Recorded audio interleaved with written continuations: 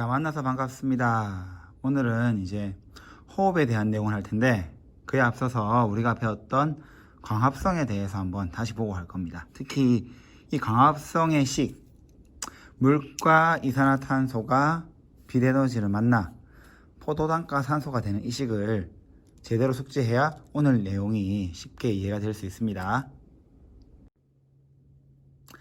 자, 방금 우리가 봤던 식을 갖고 얘기할 수 있는 건 사실 이산화탄소와 산소가 식물의 광합성을 통하여 어떻게 되고 있는 거죠? 사실 바뀌는 거예요. 그걸 어려운 말로 하면 기체 교환이라고 할 수 있겠죠. 단순하게 말하면 CO2가 들어갔다가 뭐가 나왔다? O2, 즉 산소가 나온 거예요. 그런데 우리가 봐야 될 건 사람 역시 기체 교환이 일어나고 있다는 거예요. 바로 뭐냐면 여러분 알고 있죠? 우리가 산소를 마시면 뭐가 되어 나온다? CO2가 되어 나오는 겁니다. 자, 이걸 우리가 전문용어로 호흡이라고 하는데, 이 호흡이 중요한 점은 사실 기체 교환만 일어나는 것이 아니라 사실 사람이 먹었던 양분이 이 호흡을 통하여 뭘로 바뀌냐면 에너지로 바뀌는 거예요. 즉 사람이 살아가기 위해서 반드시 우리는 호흡을 해야 되는 겁니다. 자, 그런데 중요한 건 이겁니다. 이 식물은 과연 호흡을 할까 안 할까예요. 다르게 말하면 우리가 알기로는 식물은 이산화탄소를 마시고 산소를 내뱉는데, 과연 이 식물이 호흡을 통하여 산소를 이산화탄소로 바꿀까요? 이거에 대해서 한번 생각을 할 텐데, 답을 말한다면 답은 바로 이겁니다. 식물도 호흡을 한다예요. 자, 그럼 지금부터 호흡이 일으키는 과정을 식으로 보여줄게요. 우리가 아까 봤던 광합성의 식과 한번 비교해 봐야 됩니다. 자, 기본적으로 호흡은 일단 양분과 산소가 화살표 바뀝니다. 뭘로 바뀌냐면, 자, 이게 중요합니다. 이산화탄소 그리고 물. 자, 이제 제일 중요한 겁니다. 바로 에너지가 나와요. 자, 이제 눈치가 있는 친구들은 이제 이해가 될 겁니다. 아까 봤던 광합성의 공식과 정확하게 어떻게 되죠? 정확히 반대가 되죠.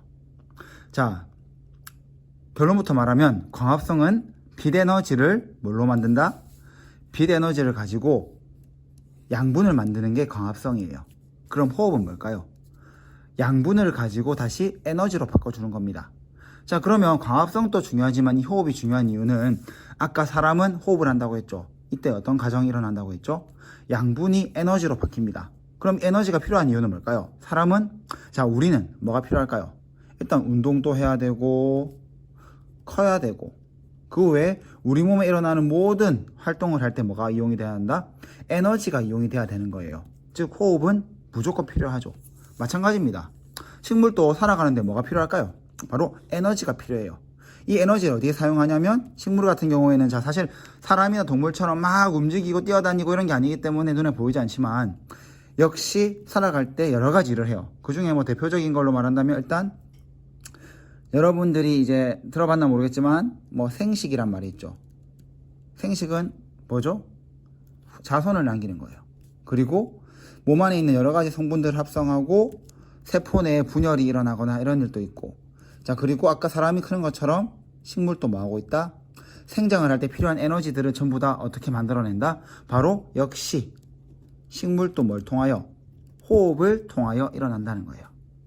자, 그럼 여기에서 중요한 게 있습니다. 뭐냐면, 그럼 식물은 이 광합성을 하는 것과 이 호흡을 하는 것, 과연 광합성은 언제 하고 호흡은 언제 하며, 우리가 알기로는 광합성을 할 때는 이산화탄소가 필요하고 산소를 내뱉는데, 호흡을 할 때는 반대로 산소가 필요하고 이산화탄소를 내뱉어요. 그럼 이 기체 교환이 대체 어떻게 일어나는가? 이거에 대해서 한번 알아보도록 하겠습니다. 지금 제가 두 개의 그림을 준비했죠. 자, 이게 언제일까요? 해가 쨍쨍한 아침, 낮이겠죠. 자, 지금은 비가 아닙니다. 선생님이 이제 어둡게 표시하려고 한 거예요. 즉, 지금은 밤입니다. 자, 먼저 광합성에 대해서 얘기해 볼게요. 광합성은 낮과 밤 중에 언제 일어날까요? 답은 언제다? 바로 낮이에요. 그러면 지금 이 식물에서는 어떤 기체의 교환이 일어나야 될까요? 광합성을 하기 위해서는 뭐가 필요하다? 이산화탄소가 필요하고, 그게 뭐가 되어 나가죠? 바로 산소가 되어 나가는 거예요. 자, 일단 확실한 거는 아침에 광합성을 한다는 겁니다. 그러면 여러분 호흡은 언제 해야 될까요? 자, 아까 말했지만 호흡을 하는 이유는 뭐죠? 식물이 살아가는데 필요한 에너지를 얻기 위해서입니다. 그러면 언제 살아가야 될까요? 답은 자, 언제다? 답은 항상이에요. 기억해야 될 건 광합성은 지금 해가 떠 있는 이때만 일어나는 거예요. 광합성은 오직 언제? 햇빛이 있어야 됩니다. 빛. 자, 참고로 이런 얘기도 합니다. 선생님, 그러면 밤에 달이 밝은 날은 광합성 할까 안 할까요? 합니다. 다르게 말하면 광합성은 빛만 있으면 되는 거예요. 빛. 하지만 밤에 뜨는 그런 아주 작은 빛의 달 가지고는 광합성이 많이 일어나지 않습니다. 여러분들 혹시 뭐 TV나 뉴스에 보면 밤에도 불을 켜주는 비닐하우스를 본 적 있죠? 그 이유는 뭐다? 밤에도 광합성을 하기 위해서입니다. 어쨌든 낮, 즉 빛이 있을 때 광합성이 일어나고 이산화탄소가 산소로 바뀌는데 호흡은 뭐다? 항상 일어나는 거예요. 즉, 자, 지금 빛이 없다고 볼게요. 이때는 정확하게 말하면 산소가 들어가서 뭐가 나온다? 이산화탄소가 나오는 호흡이 일어나고 있는 겁니다. 그런데 이제 여기서 여러분들이 이제 약간 어렵지만 이해해야 되는 포인트가 있습니다. 그럼 낮에도 호흡을 하는데 이때는 산소가 들어갔다가 뭐가 나와야 되죠? 이산화탄소가 나와야 돼요. 그럼 여기서 질문. 그러면 낮에는 이 이산화탄소와 산소 중에서 뭐가 더 식물한테 많이 필요할까 합니다. 자, 답은 뭐다? 여러분 이미 알고 있죠? 우리가 알다시피 식물이 하는 가장 중요한 역할은 뭐다? 우리 공기 중에 있는 이산화탄소를 흡수하여 산소로 바꿔주는 겁니다. 단순하게 말하면 낮에는 광합성의 양이 호흡보다 어떻다? 훨씬 많은 거예요. 다르게 말하면 필요한 이산화탄소의 양이 필요한 산소의 양보다 많다는 겁니다. 그럼 선생님이 이거를 이제 숫자적인 개념으로 한번 보여줄게요. 물론 이게 더 헷갈리는 친구도 있겠지만 도움이 될 거라 생각하고 한번 숫자를 넣어서 한번 보여주겠습니다. 자, 숫자가 들어왔죠. 자, 위쪽에 있는 이 부분이 광합성, 아래에 있는 이 부분이 호흡이에요. 자, 보세요. 일단 광합성을 할 때 필요한 이산화탄소의 양은 얼마다? 100입니다. 그리고 광합성을 통하여 생산되는 산소의 양이 얼마다? 100입니다. 자, 그리고 밑에 보세요. 호흡을 위해 필요한 산소의 양은 10. 호흡을 통하여 생성되는 이산화탄소의 양은 10입니다. 그러면 숫자가 빠른 친구들에게 물어볼게요. 결론부터 말하면 이 식물에게 필요한 이산화탄소의 양은 얼마일까요? 답은 90이 필요하겠죠. 그리고 결론부터 얘기한다면 전체적으로 광합성 호흡을 통하여 생산되는 산소의 양은 얼마다? 90입니다.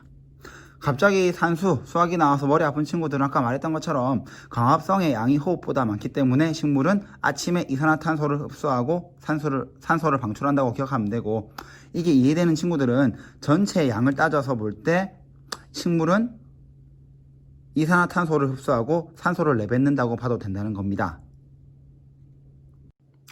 자, 그 다음에 보충 설명입니다. 이 광합성과 호흡은 그러면 식물의 어느 부분에서 일어날까요? 이미 여러분 이건 알고 있죠? 광합성이 일어나는 곳은 뭐다? 이거예요. 엽록체를 가진 세포에서 일어나는 거예요. 즉 초록색이겠죠. 그럼 호흡이 일어나는 세포는 어딜까요? 자, 생각해봐요. 호흡을 하는 이유가 뭐였죠? 살아가기 위해서입니다. 그러면 답은 뭐다? 모든 세포예요. 자, 여기서 재밌는 퀴즈. 겨울철에, 자, 이 어떤 나무일까요? 겨울철. 겨울입니다. 잎이 다 떨어진 나무는 어떻게 될까?